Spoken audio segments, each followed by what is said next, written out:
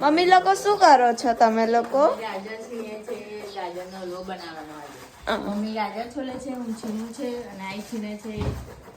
Mummy આવડે તો mummy આવું આવડે જ ને. ભક્તિ જાતિ તમને કેમ આવડી ગયું? મને આવડે ગાજરનો હલવો. આ તો ખાલી છીણી આવવાનું. મમ્મી વગાડશે. મસ્ત મમ્મી બનાવે ગાજરનો હલવો. રોટલા બનાવતા શીખો પેલા રોટલા. રોટલા નહીં આવડે તો ગાજરનો હલવો તો આવડે છે ને. આ શું કરે વચ્ચે જોડે જોડે? રમત કરે. ભક્તિ તો હજુ હમણાં જાય કન્નવ મમ્મી બે ચિંતા હતા. ઓહ, જો મેં આટલા બધા ગાજર છીણી કાઢે? જો, મેં છીણ્યા. આ લોકો તો ખાલી હમણાં ખાઈ ગયા. તો ગમતી આ તો ભક્તિ તો ખાલી ક્યાં છે.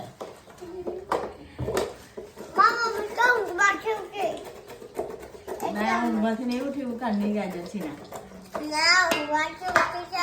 ગાજરનો હલવો બનાવવાનો કોને આઈડિયા આવી અત્યારે ને? દાદા કે દાદાને ગાજરનો હલવો ખાવો? દાદા ગાજરનો હલવો બહુ ભાવે છે.